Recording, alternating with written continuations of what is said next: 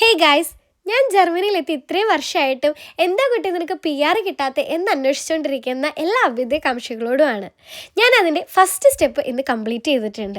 Yes, നിങ്ങൾ ഈ PR-ന് വേണ്ടിയിട്ട് നോക്കുന്നവരാണ് എന്നുണ്ടെങ്കിൽ നിങ്ങൾ ഇവിടെ ഹൗസ് ബിൽഡിംഗ് പ്ലസ് 2 വർഷത്തെ വർക്ക് എക്സ്പീരിയൻസും ഉള്ളവരാണെങ്കിൽ നിങ്ങൾ ആദ്യം ചെയ്യേണ്ട കാര്യം നിങ്ങളുടെ അടുത്തുള്ള ഫോക്ക് ഹോക്സ്കൂളിലോ അല്ല എന്നുണ്ടെങ്കിൽ ഏതെങ്കിലും പ്രൈവറ്റ് ലാംഗ്വേജ് ഇൻസ്റ്റിറ്റ്യൂഷനിലോ അതും അല്ലെങ്കിൽ നിങ്ങൾക്ക് ഏതെങ്കിലും ഇൻ്റഗ്രേഷൻ കോഴ്സ് പ്രൊവൈഡ് ചെയ്യുന്ന ഇൻസ്റ്റിറ്റ്യൂഷനിലോ പോയി കഴിഞ്ഞാൽ നിങ്ങൾക്ക് ലേബൻ ഇൻ ഡോയ്ച്ച്ലാൻഡ് എന്ന് പറയുന്ന എക്സാമിന് വേണ്ടിയിട്ട് അപ്പോയിൻമെൻറ്റ് എടുക്കാനായിട്ട് പറ്റും. നിങ്ങൾ എത്ര നേരത്തെ എടുക്കുന്നോ അത്രയും നല്ലത്.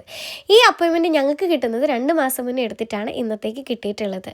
ഇനി എന്താണ് ഈ ലേബൻ ഇൻ ഡോയ്ച്ച്ലാൻഡ്? ഇത് നിങ്ങൾ ഏത് സ്റ്റേറ്റിലാണോ ആ സ്റ്റേറ്റിനെ ബേസ് ചെയ്തിട്ടുള്ള മെയിൻ ക്വസ്റ്റ്യൻസ് ആയിരിക്കും നിങ്ങൾക്ക് ഉണ്ടാവുക.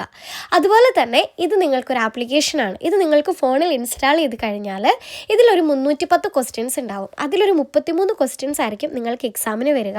ആ 33 ക്വസ്റ്റ്യൻസിൽ നിങ്ങൾക്ക് ഓപ്ഷൻസ് ഉണ്ട്. 4 ഓപ്ഷൻസ് ആയിരിക്കും എപ്പോഴും ഉണ്ടാവുക. അതിൽ ഒരെണ്ണം മാത്രമായിരിക്കും കറക്റ്റായിട്ട് ഉണ്ടാവുക. ഇതിൽ നിങ്ങൾ 17 എണ്ണം ശരിയാക്കി കഴിഞ്ഞാൽ നിങ്ങൾക്ക് എക്സാം പാസ്സാവാനായിട്ട് പറ്റും. അപ്പോൾ ഇതാണ് ഈ ലേബൻ ഇൻ ഡോയ്ച്ച്ലാൻഡ് എന്ന് പറയുന്നത്. ഇനി ഈ എക്സാം പാസ്സായത് അറിയാൻ വേണ്ടിയിട്ട് എത്ര നാളെടുക്കുമെന്ന് ചോദിച്ചു കഴിഞ്ഞിട്ടുണ്ടെങ്കിൽ മിനിമം ഒരു 3 മാസമെങ്കിലും ലേറ്റ് ആവും ഇതിൻ്റെ റിസൾട്ട് വരാൻ വേണ്ടിയിട്ട്. അത് നമുക്ക് പെർ പോസ്റ്റ് ആയിരിക്കും ഇതിൻ്റെ റിസൾട്ട് നമുക്ക് വീട്ടിലേക്ക് എത്തുന്നത്.